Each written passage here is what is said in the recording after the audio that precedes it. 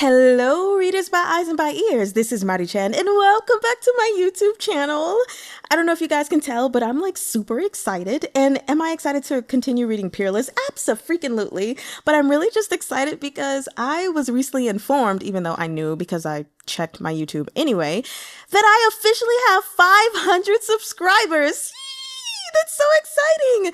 And so I just wanted to first, before we get started, I wanted to thank every single one of you. If you've liked a video, if you have subscribed to my channel, even if you haven't, but you've come to my channel, if you have commented your thoughts below, asked questions below, made suggestions below, shared my channel with other people, thank you, thank you, thank you from the bottom of my heart to the top of my heart, from the crown of my head to the soles of my feet. I thank you all so much. I did not know what to expect from this YouTube channel. Honestly, I wasn't expecting anything, but to have made it to this point, this milestone, I have to thank you all. So thank you so freaking much. I will be doing a live Q&A as a celebration. And while I don't have like the date and time and how long it will be just yet, you guys are more than welcome to put your questions anywhere. So you don't have to go and find my post and put your question there. You can put them under any video I make until we get to that point and just say, hey, this is for the Q&A or, you know, something like that. And you can ask me anything, okay? If I don't feel comfortable asking a question, I just won't answer it, okay? And of course, depending on how many questions I get, I won't be able to get to every single person's question. But yeah, I'm super excited. And I hope you guys are excited too. Maybe you guys don't want to know anything about me, which is fine as well.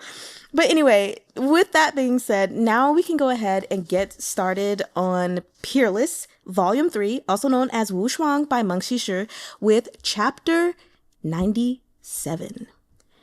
The girl was no more than 18, in the spring of her youth. Her hair was pulled into braids that hung down to her waist, her complexion dewy and radiant. She wore robes the green of rippling lake water, or perhaps fluttering willow leaves. Yet though she was young and fresh-faced, she couldn't be classed as a beauty, let alone the kind that made someone stop in their tracks. 3 people sat with her. One was a maid, the second was an elderly man with a snowy beard. The third was a young boy carrying a medicine chest. Thank you, sir. The girl in green boldly took a seat beside Tsway Boo Qu. When her gaze alighted upon Feng Xiao, she gaped at him. Almost every young girl had the same reaction when they saw this man. After so many years of it, he'd grown indifferent to the attention. He simply poured his tea. No amount of staring could make his hand tremble. The girl in green was a high-born young lady. Though she was curious, she didn't speak rashly. It was the old man who took the initiative to strike up a conversation with Tsway Boo Qu. This young master looks unwell. Do you often find yourself plagued by illnesses and coughing? I do, said Tsway Boo Qu. I was born sick, but was fortunate enough to survive. Now, I'm just holding on, taking one day at a time. If you don't mind, said the old man, may I check your pulse? Tsway Boo Qu gave the man a small smile. Thank you very much for your kindness, sir. I'm afraid I was poisoned in the womb, and it settled deep in my body. Reversing it is beyond the abilities of mortal men. Please don't trouble yourself. The old man understood he was being politely rebuffed. He sighed, then produced a ceramic bottle from his lapels and placed it in Tsway Boo Qu's hands. These are heart-cleansing pills this old man made himself, concocted from common plants like licorice and goji berries. They can unclog the meridians of your lungs, detoxify your liver, and moderate your internal heat. The young master should take 2 pills per day. While they can cure serious illnesses, they'll still nourish your body. If you take them diligently, over time, you'll feel the effects. This time, Tsway Boo Qu didn't refuse. He took the bottle of medicine. Thank you very much, sir. May I ask the price? The old man's shoulders shook in a hearty laugh. As I said, the ingredients are all common plants and cost very little. If you find that they help, Come to Baoning Hall in Anping to purchase more. In that case, it would be rude of me to decline, said Tsway Boo Qu. They were still talking when a carriage stopped outside. Another party who'd come too late to enter the city. An elderly man alighted, followed by a young child. The man's eyesight must have been excellent. He spotted the old man beside Tsway Boo Qu even at a distance. Dr. Soo-in! With a look of surprised pleasure, the elderly man took his grandson's hand and led the child over to greet him. I didn't expect to meet you here. Are you heading back to the city? Soo-in Jimin patted the boy's head and said kindly, I am, but I was a bit too late. It seems I'll have to enter early tomorrow morning. Where are you two going? I was taking my grandson back to my hometown. Dalang, pay your respects to Grandpa Soo-in. He pushed the child's head down in a bow. Soo-in Jimin chuckled. No need for such courtesies. Please, rise. We must, insisted the old man. A man must not be ungrateful. This child should always remember the kindness Dr. Soo-in did us. People came and went from the tea house, and some who weren't locals grew curious about this old man and his grandson. Tsway Boo Qu and Feng Xiao took the chance to listen as the story was shared. It seemed the old man's surname was Tsong, and he had only one son. When this little grandson of his was born, his daughter-in-law had a difficult labor. She hemorrhaged and almost died. They'd been a poor household at the time, without money for a midwife. The family could only helplessly watch as the young woman's life slowly drained away. But by a great stroke of fortune, Soo-in Jimin passed by the house and heard the wailing inside. Heedless of the squalor, the good doctor had rushed inside with his young assistant and personally delivered the child.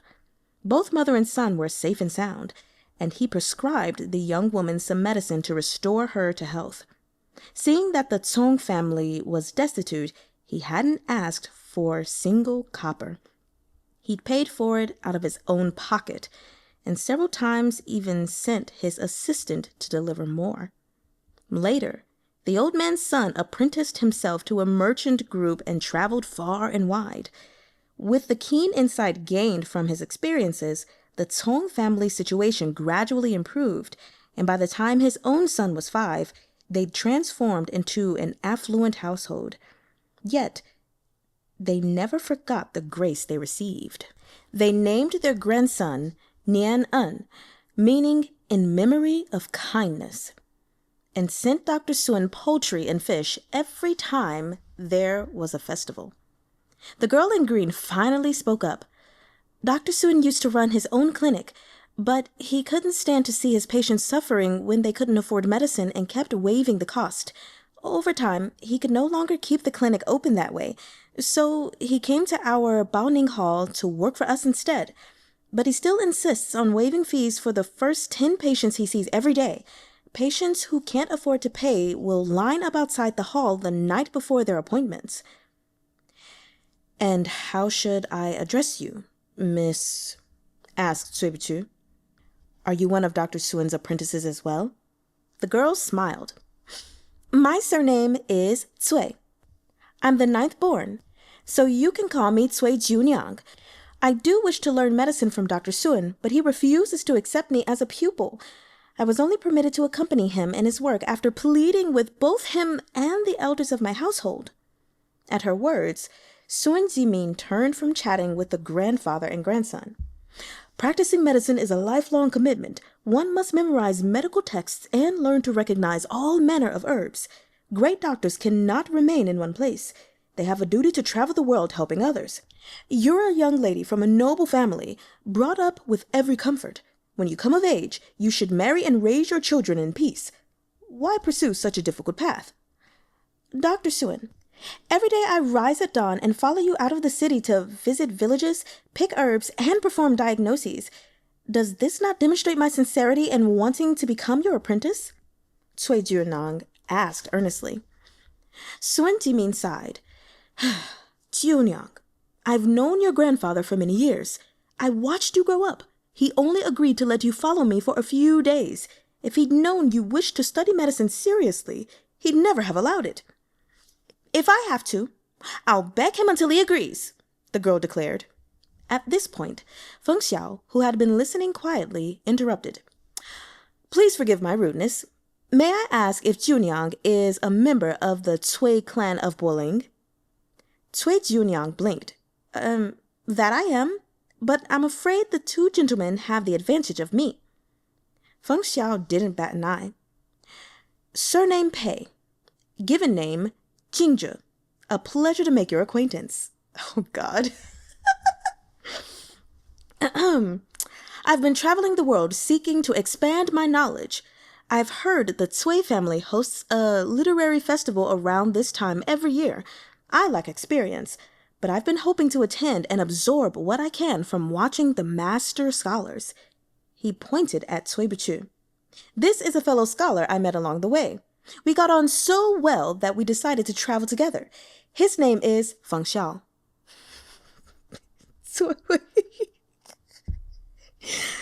Tsway Boo Qu cut in. Feng, as in phoenix. Xiao, as in high heavens. Feng Xiao blinked. What a beautiful name, exclaimed Cui-jiuniang.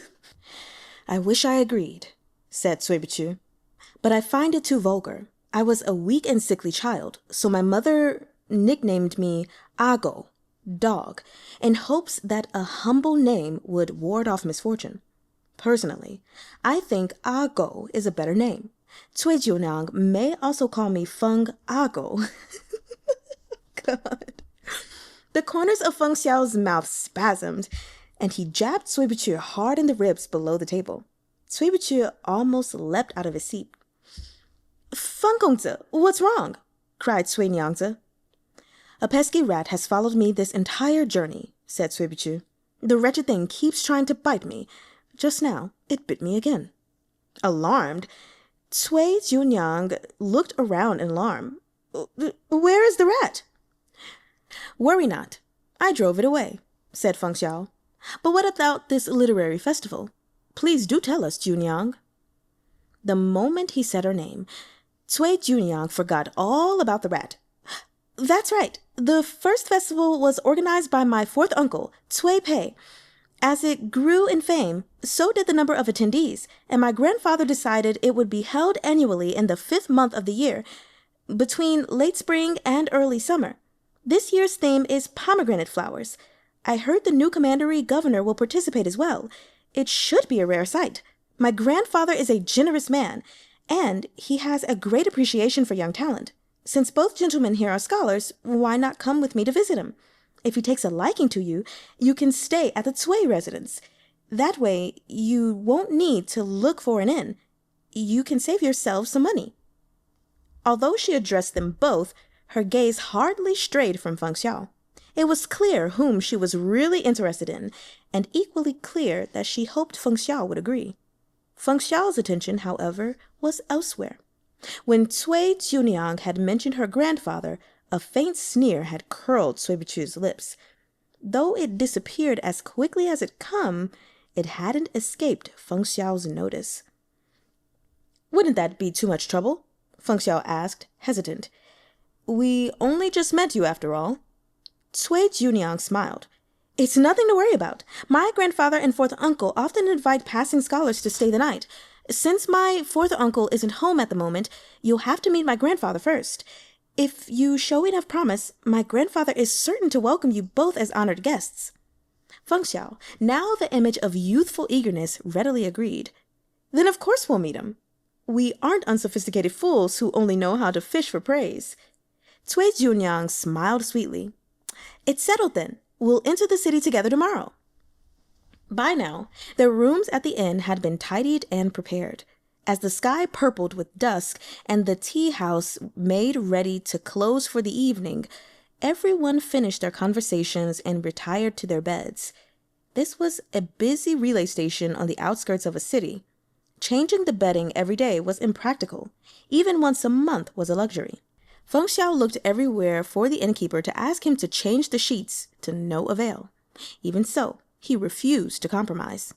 Cui Buqu had just finished washing when he heard from the Tsway guards that Feng Xiao had moved all the pillows and cushions from the carriage into his own room. He saw at once what Feng Xiao was trying to do. Cui Buqu waved the guards away and stepped into the neighboring room. The fragrant scent of soap accosted him the moment he entered.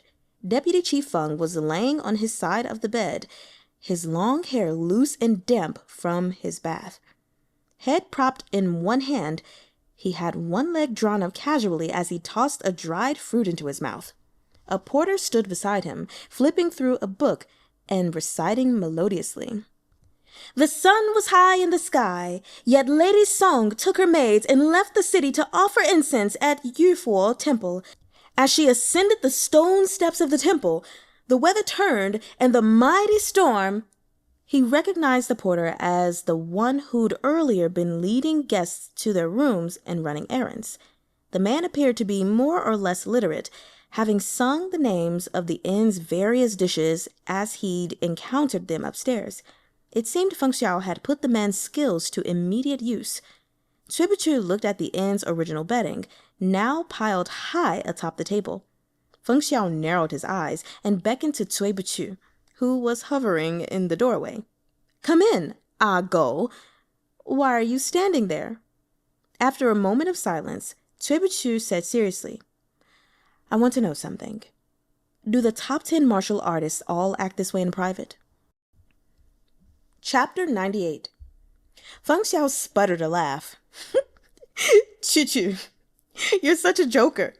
Consider those other top martial masters. Are any of them as handsome and graceful as me? I don't know if they're handsome or graceful, said Cui Buqu without expression. But if we're speaking of top martial masters, he pointed at the cushions squashed under Feng Xiao. I fear none of them are as thick-skinned as you. Feng Xiao clicked his tongue. You gave out my name earlier, and I didn't even complain. What's there to worry about? Come on, I'll leave you half the bed here tonight. Tsway Boo wasn't as fastidious as Feng Xiao, but it had been far too long since this inn had washed and aired its bedding.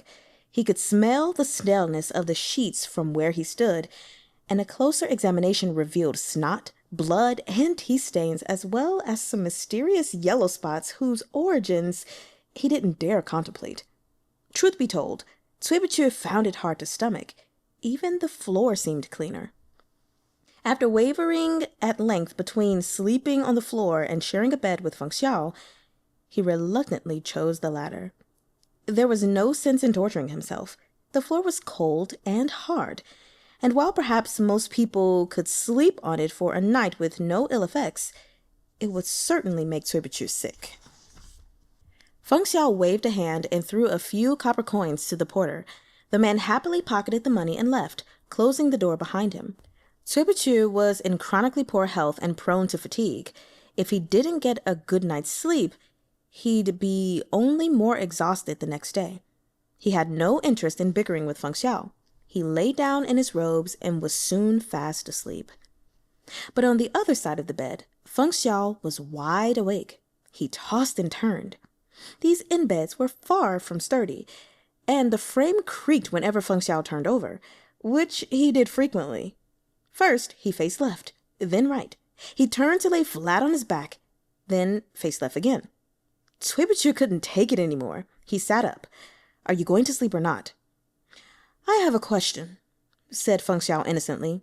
If I don't get an answer, I'm afraid I won't be able to sleep. I only promised to bring you here to look for Yun. Tsway Boo's voice was chilly. Tomorrow, Cui-jiuniang will take us to meet Tsway Yong, the head of the Tsway family. That's your chance. From there, how you acquire the qin is up to you. He turned over and pulled the covers back over himself, ignoring Feng Xiao. Feng Xiao smiled. Choo-choo, if you're going to be so hard-hearted, you could have sent someone in your stead or simply pointed me in the right direction. Why come all the way here with me in person? Could it be... They were mere inches from each other on the bed. When he leaned forward a little, Feng Xiao could smell the soap in Tsway Boo's hair. This man's hair was nothing like his awful temper. It was soft and smooth, though thinner than average thanks to his poor health. Could it be that Taoist Master Tsway came here with another purpose? Feng Xiao drawled. Tsway Boo Qu lay with his back toward him, completely still. Feng Xiao's smile never wavered. When you first saw Cui-jiuniang, your face froze. I took a close look at her. Her eyes really do resemble yours. You must be closely related to the Tsway family. Perhaps you're even Cui-jiuniang's brother. Yet after all these years, they have no idea you exist. It seems you don't want any connection with them. Which means you're here for something else. The 13 floors of Yuan High, perhaps? He prattled on. Back when you shared that Ning Shuo, the leader of the Jinhuan Guild, was heading north, I told you I'd also received a message. Do you remember? I wasn't lying. It's a message you'd find very useful. If you want to know more, I'm happy to talk about it. Tsway Boo Qu still didn't so much as twitch.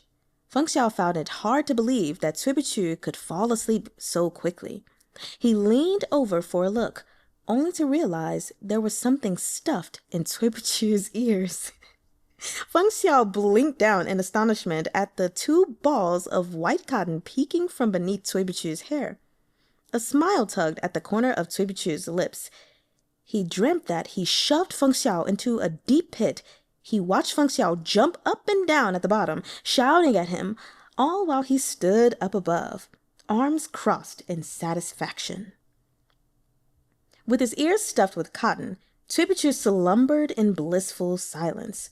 No irritating noises could penetrate, and following that wonderful dream, he slept soundly through the night until he woke naturally the next morning. He turned over and saw that the other side of the bed was empty. Feng Xiao was nowhere to be found. From beyond the door came the murmur of conversation. Cui-jiuniang had risen at dawn to wash. She stood in the courtyard in an odd pose, but smiled when Feng Xiao emerged. Pei Jingzhe! Feng Xiao walked over. Is Jiuniang practicing the 5 beast exercise? Yes, she said awkwardly. Dr. Soo-in taught it to me just a short while ago. I'm afraid it's a bit embarrassing. No need to put yourself down, said Feng Xiao. I've also practiced the 5 beast exercise before. I can see you've made good progress with it already. The Tsway family has a prestigious reputation and has produced many great talents over the centuries. It's only natural that you're also talented and clever, as well as a quick learner. Cui-jiuniang's cheeks went red at his praise. Pei Jingzhe flatters me. The real clever one in our family is my older cousin, Tsway Fei. He's a precocious child. By 15, he was famous in the city for his outstanding literary talent. Right now, he's working with some others on our county annals. The former commandery governor wishes to recommend him to the court. Her voice was warm with pride. Feng Xiao listened with a smile until he found the right moment to interject. What about your other relatives? I trust they're all quite exceptional? Cui-jiuniang shook her head. I'm afraid not. Other than my cousin, the rest are... Some died young, while others have begun raising their own families. The only one my age who's still studying at home is my 5th brother. Cui-jiuniang's grandfather, Tsway Yong, had 4 sons. The eldest was over 50, good-natured, but not particularly capable. If nothing went awry, he'd inherit the family business one day. The second son had passed when still a young man, some 30 years ago. The third son, Tsway Lean, was of mediocre talent and had 2 children of his own, a son and a daughter. His daughter was Cui-jiuniang, and his son was Tsway Bin, the 5th brother she mentioned. The 4th son, Tsway Pei, was known for his gift in poetry. He traveled frequently and had many friends across the land. He was Tsway Yong's youngest and most favorite child. The Tsway clan was well known in Boiling Commandery and a prominent family within their local circle. Upon being instated, all new commandery governors came to pay their respects. These old aristocratic families enjoyed great status and prestige. Even the imperial family tread carefully around them. The Yang family, current ruler of Great Tsway, was itself a famous clan from Guangzhou. All these powerful clans shared close ties. Their relationship to the imperial family wasn't like that of the common people who saw the emperor as a distant and awe-inspiring figure. The family's notoriety made it only too easy to obtain general information about them. Feng Xiao had known everything about the Tsway clan's makeup long before they'd arrived. If the family had any deeply buried secrets, they weren't the kind young girls like Cui-jiuniang would know. Tsway Boo Qu walked into the courtyard to find Feng Xiao and Cui-jiuniang chatting and laughing like old friends. The young lady greeted him with a smile. "Feng Gongzi, you're awake. There's breakfast in the front hall. Go on and eat. When you're ready, we'll enter the city, and I'll take you to my grandfather." "Your grandfather must be a busy man," Tsway Boo Qu muttered. "I fear he won't have time to meet us. Why don't we just leave it be? We'll have a chance to meet him on the day of the festival." Suspecting this young scholar was simply nervous, Cui-jiuniang reassured him. "My grandfather is friendly and approachable. He's very kind, so please don't worry. And he loves talking to young people. He won't make things difficult for you, I promise." Tsway Boo Qu smiled faintly at her. "I can see how you idolize your grandfather. He must be a great man." Though Cui-jiuniang was none the wiser, Feng Xiao noticed the hint of mockery in Tsway Boo Qu's eyes. His words weren't praise, but sarcasm. "In that case, we'll go find breakfast, Jiuniang," said Feng Xiao, smiling brightly. "We'll come and find you later." While the girl was mesmerized, he took the chance to take Tsway Boo Qu's sleeve and pull him away. Feng Xiao marched him all the way to the front hall before he slowed down and smiled. "You hate them that much, yet you were willing to come here with me. Oh, Ah Chu, I'm so moved." Tsway Boo Qu rolled his eyes. Deputy Chief Feng has quite the imagination. "Jiuniang grew up in the lap of luxury, pampered and loved. Yet you left home at a young age and suffered untold hardships, ruining your health. If I were you, I'd hate them too. But Cui-jiuniang is no fool. If you keep up your jibes, she'll notice eventually. I presume you didn't come here to tell her you're her blood relative?" Tsway Boo Qu's steps slowed. Feng Xiao chuckled. "I wasn't sure before, but now I see I'm right." "Deputy Chief Feng," said Tsway Boo Qu, "have you nothing better to do?" "Tsway Boo Qu, everything about you is a mystery. To personally solve each of them, one by one, wouldn't that be greatly entertaining?" "You made two mistakes," said Tsway Boo Qu coldly. "I didn't endure hardship and become ill because I left the Tsway family. It was because I was ill and had no way to live that I left them. Secondly, hatred springs from love. I don't hate the Tsway family. They are strangers to me. You cannot threaten me with my past. Just let me help you find Yu-yin and forget about the rest." He stalked off, paying no heed to Feng Xiao, who was left with the sight of his retreating back and the sound of suppressed coughing. Feng Xiao pursed his lips and leapt into the air. When he landed, there was a bird clutched in his hand, an innocent sparrow that had the misfortune to fly overhead. "How many times must I tell you before you understand?" he groused at the sparrow. "I've no interest in Yu-yin. You thrash about, you close your eyes and ears, and you're too clever by half." He tapped the sparrow's fluffy head several times. Vexed, the bird chirped loudly and pecked at his fingers. He relaxed his hand, and the plump bird sprang from his clutches and soared into the sky, terrified it'd be caught again. Feng Xiao smiled. If it had been Tsway Boo Qu he held, he wouldn't have been like that sparrow, so desperate to escape. He wasn't a helpless sparrow, nor was he an ailing eagle. None of this world's mediocre life forms were a fit comparison. He was no fragile flower growing in the protective shade of a great tree, dependent on his family's status and reputation. He was Tsway Boo Qu, the only one of his kind in the world, a man capable of carving a path to heaven, even when pushed to the edge of a cliff. Ah, well, no matter. You're Tsway Boo Qu, after all. Feng Xiao patted off his hands and flicked the dust from his sleeves, then headed into the front hall. It was late in the morning by now. There wasn't much breakfast left. Almost everyone preparing to enter the city had already set out. The two Tsway guards had also already finished their meal and were waiting outside. Cui Buqu sat alone at a table, slowly chewing a steamed bun. In front of him were two bowls. Both were filled with congee. There was quite a bit less congee in the second bowl, but still, it wasn't empty. Once again, Feng Xiao found his mood had inexplicably lifted. Chapter 99. Tsway Boo Qu was halfway through his bowl of congee when someone picked up the second bowl and took a few sips. "I got that for myself," Tsway Boo Qu said. He didn't reach out to grab the bowl. That wasn't his style. "With your appetite, one bowl is more than enough," said Feng Xiao. "Why take a second?" "That's all the congee left in the inn. I let them serve me whatever they had." Taoist Master Tsway is the kind of person who'd rather throw away uneaten food than leave it out for me to see. If you left it out, doesn't that mean you wanted me to see it? I already ate from that bowl. Feng Xiao's hand froze, but after a moment he continued eating as if nothing had happened. Tsway Boo Qu looked at him askance. It was hard to believe that, for once, the fastidious fungar wasn't complaining. Swallowing the congee in one gulp, Feng Xiao flashed him a smile. "If you'd really drunk from this bowl, there'd be a mark on the rim. Achu, admit it.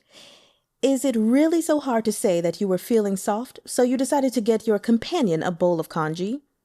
Before Tsway Boo Qu could retort, he changed the subject. "Before, you said Ningxia was heading north. Before, the Zhejiang Bureau also received a message that Lin Yong, the young master of Yandang Mountain Estate, recently left home. He's currently in Donghai Commandery." As expected, Tsway Boo Qu set aside their nonsensical bickering and narrowed his eyes. "So it really is Donghai Commandery." Feng Xiao nodded. "Have you had any more news of Ningxia whereabouts?"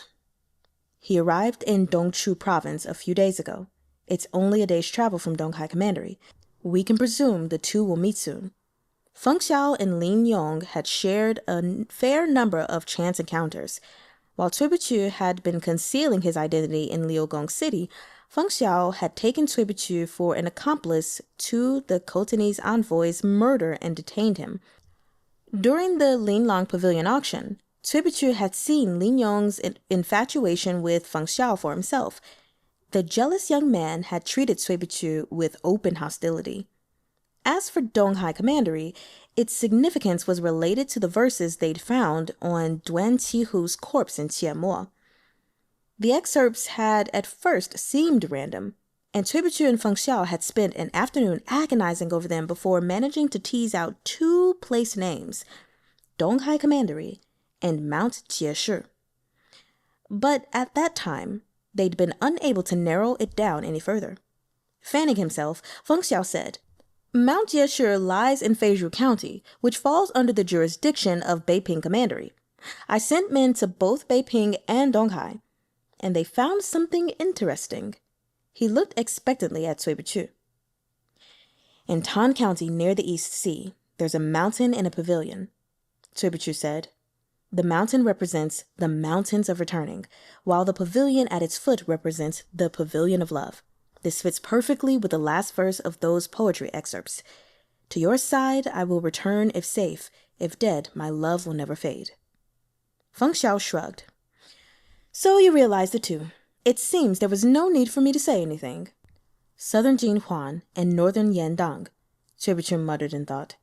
"The leaders of Jinhuan Guild and Yandang Mountain Estate aren't top-ranked martial artists, but one controls canal transportation in the south, and the other is a family of great wealth in the north. If the 13 floors of Yuanhai are planning something big, they'll need money. It isn't strange that they recruited those two." He set down his bowl and continued. "What I do find strange are Ningxia and Lin Yong's motives. Yushu wants to help Princess Tianjin. This man has no parents, no worries or fears, and he's a fugitive with nowhere to go. Duan Qihu was also a carefree bandit in his early years. It was only later that he retired from robbery and became the mogul who controlled half of Qianmo. He learned to cherish his life and no longer wished to cooperate with the 13 floors. It was this that led to his death. But Ning Shiwo and Lin Yong have no reason to join the 13 floors. How did the 13 floors of Yuanhai manage to win them over? What's so strange about it? Everyone has a weakness. Some love wealth, some fear death. And Yushu, who never fears death nor loves wealth, is driven by his regard for Princess Tianjin. Though the Jinhuan Guild has great influence in the south, they established themselves with the help of the Emperor of Southern Chun. Ning Shiwo's adopted son was at Linlang Pavilion's auction purchasing treasures to bribe the Emperor's attendants, wasn't he? Clearly, the Jinhuan Guild loves glory. That's motive enough. As for the Lin family, Feng Xiao smiled. You must have investigated Lin Yong. But I don't imagine you know of a certain incident that took place at Yandang Mountain Estate 20 years ago. At the time, Lin Yong's grandfather had 2 sons, identical twins. Lin Yong's father was the younger brother. His older brother was to inherit the estate.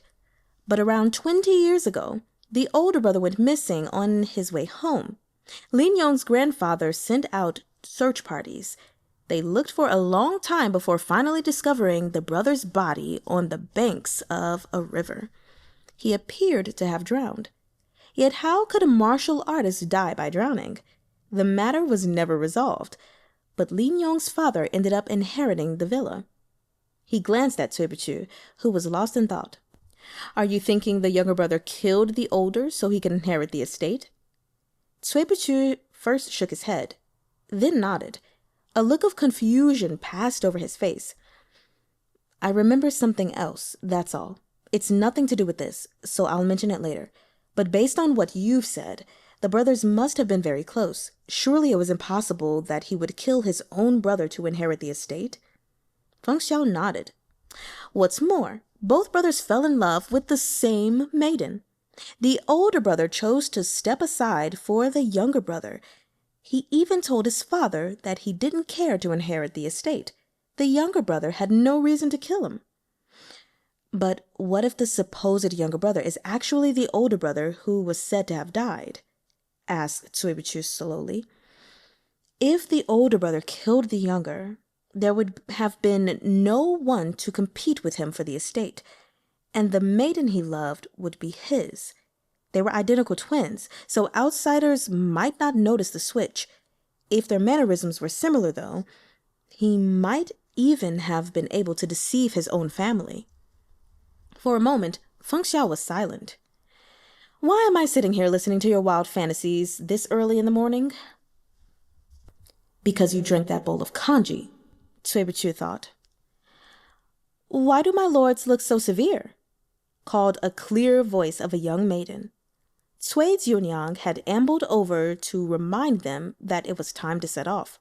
She was still dressed in green, but in a different style from yesterday's outfit. Her trim waist had been cinched tighter, and there were green silk ribbons tying up her hair. Like most women, she delighted in dressing up for the one she admired. She felt a burst of joy when Feng Xiao gave her a second look.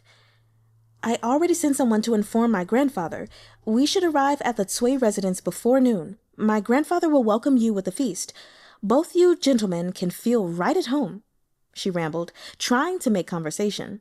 Now shy and with no more reason to linger, she followed Dr. Soo-in out to the front. She might be your sibling, but your personalities are nothing alike, remarked Feng Xiao. Ignoring him, Tsway Boo Qu climbed into the carriage first. Feng Xiao followed close at his heels, determined to pry something out of him. You've been away for so long. Are you feeling a bit homesick, perhaps? Nervous? Tsway Boo Qu sneered. The Tsway family might not be a noble clan from the Jianghu, but Tsway Yong's isn't as accommodating as the young lady makes out. Don't think I'll help you here. If you want Yu-Ying, Deputy Chief Feng, you'll have to get it yourself. Feng Xiao soon met Tsway Yong, who, according to Tsway Boo Qu, wasn't accommodating, yet whom Cui-jiuniang had described as friendly. His hair and beard were white. He wasn't a tall man, but his eyes were bright and razor-sharp, distinguishing him from most men his age. When greeting Cui-jiuniang and Dr. Soo-in, his voice and manner were gentle, like any ordinary man who had missed his granddaughter and old friend. But the moment he looked at his two new guests, his gaze turned keen and probing. Of the three branches of Hedong's Pei clan, tell me, which is Pei Gongze from? Tsway Yong asked. Pei, too, was a prominent surname. Since the Qin and Han dynasty, there had been many changes, and the branches of the Pei clan had been established in Hedong and Yanjing. These two branches shared a common ancestor and were no less impressive than the Tsway clan. Feng Xiao smiled. I'm from neither. My ancestors were ordinary people without names. But back in the day, my grandfather managed to secure a temporary post as an official. I was the only son in my generation, so I'm a bit more willful, that's all. Tsway Yong nodded, indifferent. In truth, his interest wasn't in Feng Xiao. Ever since the two of them entered, his gaze had darted toward Cui Buqu again and again, his expression inscrutable. And Feng Gongze? He asked. About the same as Pei Xiong, said Cui Buqu coolly. Tsway Yong looked thoughtful. I wonder where Feng Gongze's ancestral home is. Without waiting for an answer, he smiled. Don't misunderstand. I only ask because you look like an old friend of mine. The corners of Cui Buqu's mouth curved up, but the smile failed to reach his eyes. I have no father or mother. They've both passed away. You have no other relatives? Tsway Yong was taken aback. None, said Cui Buqu. He would have asked more if not for Dr. Soo-in's timely intervention. Your Grace, I'm an old man. I can't stand for too long. Our friends are new here. You'll scare them if you interrogate them like this. Better to let them settle in first. Then you can all talk at leisure. Though Dr. Soo-in was employed by one of the Tsway family's pharmacies, he'd known Tsway Yong for decades and had treated him frequently as a patient. It wasn't out of place for him to speak frankly. Glancing at him, Tsway Yong clapped a hand on his forehead and smiled. Ah, how rude of me. The two of you have come at just the right time. Tomorrow, we're hosting a literary festival with the theme of pomegranate flowers. Since you're also lovers of brush and ink, you must come and enjoy the excitement. Feng Xiao had restrained his usual unbridled manner, replacing it with an air of mild pride, as if he were a pretentious greenhorn scholar afraid to set a foot wrong in front of Tsway Yong. We traveled here for that exact purpose. I also hear the newly appointed Governor Yuan will be in attendance. Tsway Yong watched him knowingly. It wasn't unusual for a young man to want to distinguish himself before a new commandery governor in the hopes of climbing the ranks. He stroked his beard and smiled. That's right. However, this year's festival will have more attendees than ever before. It will be a gathering of outstanding talent. Winning first prize won't be easy, even for a bright young man like yourself. Feng Xiao met his eyes. A person can only stand out among a crowd. Talent has nothing to do with age. Even if all the world's talents were present, I'd still have the courage to meet them in battle. The corner of Tsway Yong's mouth twitched. What a preening idiot. But he maintained his smile as he exclaimed, Well said! That's the ambition a young man should have. He'd noticed Tsway Liang's too frequent glances at Feng Xiao, and of course knew what she was thinking. The girl was obviously enamored with his good looks, but this Pei Jingzhe was arrogant and lacked humility. Without even the saving grace of a prestigious family, he wasn't a good match for Jyuniang at all. Tsway Yong mentally crossed out Feng Xiao's name. He drew a breath to instruct his servants to prepare the two guest rooms furthest from Jiuniang's when a racket broke out on the other side of the door. The arguing voices of a man and woman drew nearer. Before Cui Buqu could drop his smile and put a stop to it, the couple had barged into the room. Let go of me! The woman struggled desperately to free her wrist from the man's grip. The man's face was dark with rage. Father, I want a divorce. The woman stopped struggling and began screeching. How dare you? Why wouldn't I dare? The man sneered. Shut up! Yong snarled, slamming his hands down on the desk. The pair finally fell silent, no longer daring to yell and scream.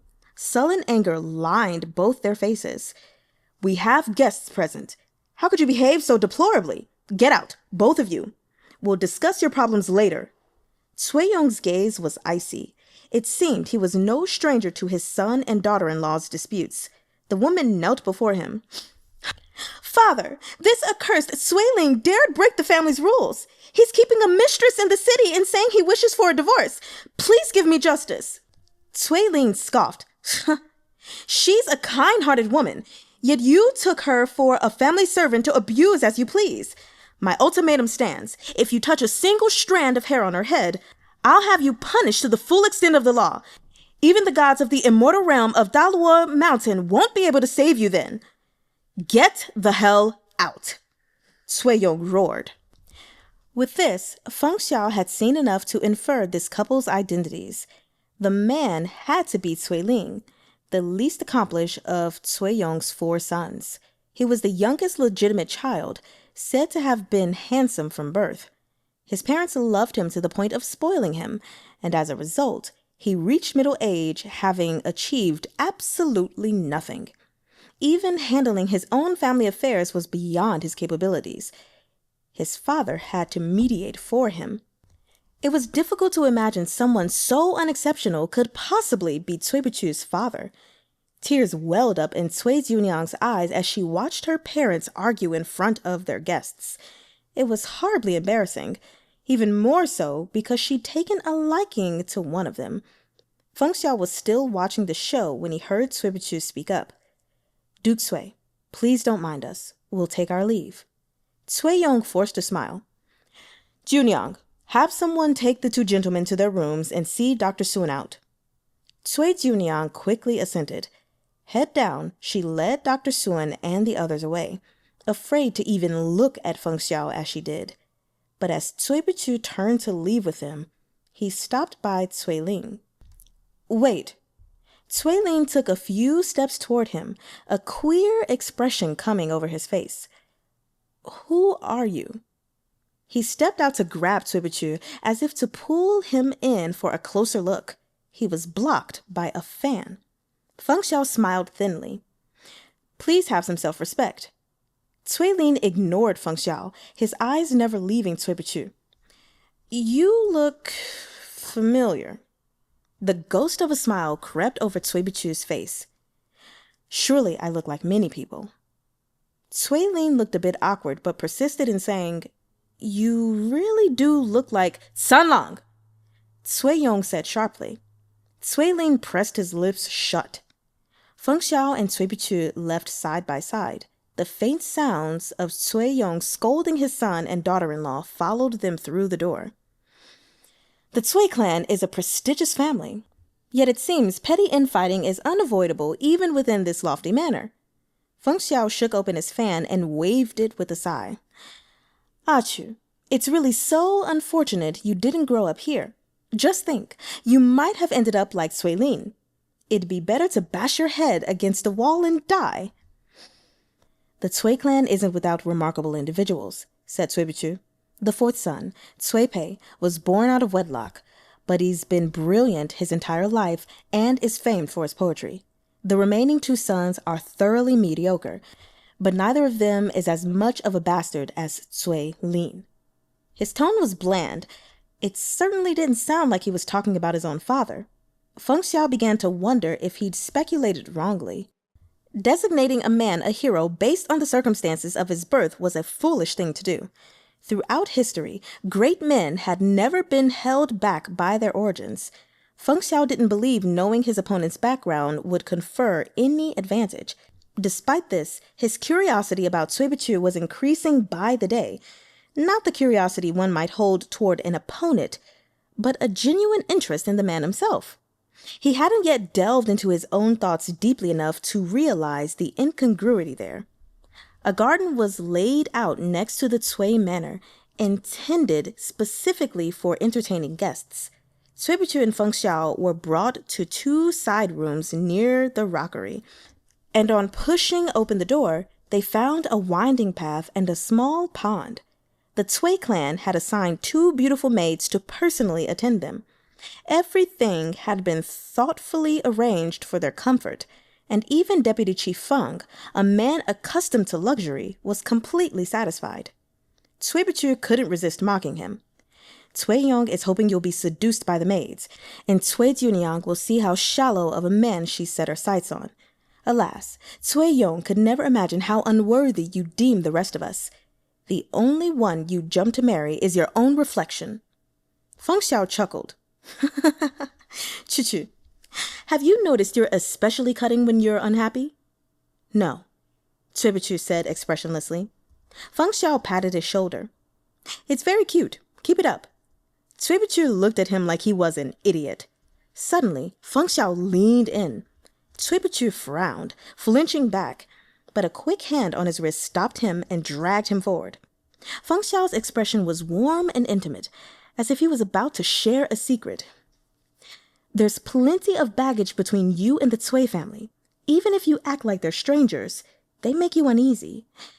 Yet you still came with me to find Yin. Are you really doing it for my sake? Cui Buqu was silent a moment, then slowly said, the Tswoya Bureau has discovered that Cui-jiuniang's eldest son, who manages their finances and most of their shops, has been exchanging private messages with Southern Chun's Linchuan Academy. He's been secretly providing them with financial aid. In the last year, at least 1,000 silver taels worth of food and grain has flowed from the Tsway family's stores down to the south via the Jinhuan Guild. The Zhejiang Bureau, the Tswoya Bureau. The first collected intelligence within the courts of foreign nations. The second kept their eyes on the tangle of interactions within the Jianghu.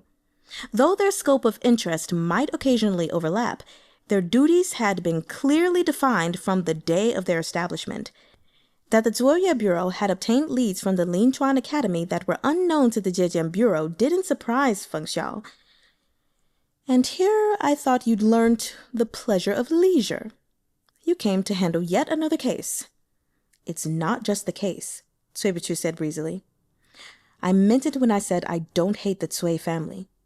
But I never claimed I don't hate Cui-jiuniang and Tsway Lean. The hint of a smile played around his lips. I came to watch the centuries-old branch of the Tsway clan collapse overnight. The explosive argument Tsway Lean had with his wife in front of his father had yet to be resolved. His father had given them both a tongue-lashing, leaving Tsway Lean frustrated and unsatisfied. The more he thought about it, the glummer he became. He was too down to even visit his mistress. He left his quarters and wandered at random until his feet took him to Dingshi Garden, where the guests resided. The events of 20 years ago were little more than a distant memory, but Cui Buqu's arrival had stirred his recollections. This man wasn't a Tsway, but his eyes were so familiar. Tsway Lean couldn't shake his disquiet. 20 years ago, he'd made the biggest mistake of his life. It was a secret he wanted to keep buried, one that should never see the light of day. It was also the reason he was still chained at Cui-jiuniang's side, forbidden from taking a single step out of Boiling Commandery. Within Boiling Commandery, the Tsway family's word carried more weight even than that of the county magistrate. Cui-jiuniang refused to let Tsway Lean leave, and Tsway Lean lacked the courage to defy his father. This interdiction had extinguished all his youthful ambitions. What was left for him here beyond indulging in women? Tsway Lean fumed with indignance. He recalled Cui Buqu's face again. Not only did they have the same eyes, they had the same cold and indifferent gaze. It was only that Cui Buqu was less beautiful and thus less eye-catching. Anxiety and curiosity burned in Tsway Lean's heart. The flames licked higher and higher, and he yearned to release the pressure. He thought, then thought again. Eventually, he couldn't bear it. He had to see Cui Buqu. It was the only way he could put his mind at ease. When he arrived outside Cui Buqu's guest room, he saw Cui Buqu's maid step out with a water basin. She was murmuring to herself, a look of puzzlement on her face. Bai Yu, Tsway Lean called. Is that Feng Gongzi's room? The maid bowed hastily. Feng Gongzi and Pei Gongzi went out. Tsway Lean frowned. At such a late hour? She hesitated. Feng Gongzi gave this maid a new name. She is no longer Bai Yu. He's just a passing stranger, Tsway Lean said with displeasure. How dare he change your name? Feng Gongzi said it's an excellent name, said the maid, and the lords of the Tsway family would surely like it. But this maid found it strange. It's Yu Mo. With what characters? Said Tsway Lean impatiently. Fish ink? Feng Gongzi said it's Yu as in surplus, Mo as in jasmine. Yu Mo. Yu Mo. The name seemed to echo in his ears. Tsway Lean's eyes went wide, as if he'd seen a ghost. Yu Mo! All right, everyone. So that concludes the reading of chapters, 97 through 99. Yes. Let's go ahead and get to my notes, shall we? So my first question is, Tsway Lean, what's your secret? What is it that you did 20 years ago that you want to keep buried? I'm curious. Does it have anything to do with Tsway Boo Qu? Obviously, it has something to do with him. We just need to know what it is, and I want to find out as soon as possible. Anyway, the other thing that I want to say, I just think it's absolutely, I think it added a little bit more humanism to this story as a whole, to see Tsway Lean and his wife bickering and like, I want a divorce, blah, blah, blah. Not to say that all couples are like that, because I definitely don't agree with that. I've never done anything like that. But it was just nice to see like a break from the, not espionage, but the jianghu and the traveling and the dealing with politics and everything. And it was just like, look at this couple. They want to divorce each other. Or do they? I don't know. Mistress? Oh, well. So now I want to go to page 183, because I thought it was so funny when Tsway Boo Qu said that hatred springs from love. Because if I recall correctly, last volume, I said something like that, did I not? Or was it like early this volume? I don't know. But I know that I said that to you guys. And I just thought it was ironic to see it put here within the pages of volume 3. So that was really random. I feel like I'm just tooting my own horn there, so I'm gonna stop. The other thing I wanted to mention is now I'm feeling more and more certain, which I had stated before, that I felt like the dream Tsway Boo Qu had all the way in volume 1 was probably, like his relatives, his grandfather and probably father. And now I'm feeling more like, yeah, that was them. That was, I don't know, it can't be a memory, but a memory that he had from that dream. We'll see. Now, the other thing we have to talk about, this hotel. It sounds hella nasty. When Tsway Boo Qu was looking at the bed and, pointing out all the things that he saw, I was like, ew. I don't even think I could sleep in there. Oh my God, no. Yes, I would possibly choose the floor or sleep, with Feng Xiao as well. But man, I don't know. I just would have to sleep in the carriage. But I understand he's in poor health, so that's not really in his best interest. But whatever. Going backwards to my second to last note, I just think it's funny that these guys are hiding their identities. And Feng Xiao, of course, he decided to be Pei Jingzhe. And of course, Tsway Boo Qu decided to be Feng Xiao. They play too much. They really do. But speaking of playing too much, which I guess this is not related, but actually, no, it's kind of related. I thought it was so cute when Tsway Boo Qu had the second bowl of kanji. That was clearly for Feng Xiao, but he wanted to pretend like it was for himself. And then even messing around with him, Feng Xiao saying like, I already drank from it. And then to see the Feng Xiao like, and then go on with it anyway because he knew the actual truth. And the last thing I want to say, which is about the very first thing that happened basically in the chapters, is we live in different times and maybe even different countries, because I don't know if they would still do stuff like this. But if I'm sitting with a not friend, Feng Xiao, And a young maiden approaches me that I know, and this old man comes beside her and then offers to give me pills for free. I am not taking them. I'm not taking pills from a rando. I don't care even if someone pulls up and corroborates your story. It could be played up. Anyway, I just thought it was funny that, he was so accepting. He was like, how much is it? Oh, it's free. Okay, then I'd be rude if I didn't accept it. Like, what? That's not how we do things here. But okay. Anyway, those are all of my notes. I do want to go ahead and tell you all, do not expect a video on Monday, which I believe is a holiday. That's not why I'm telling you not to expect anything. Yes, it's Memorial Day.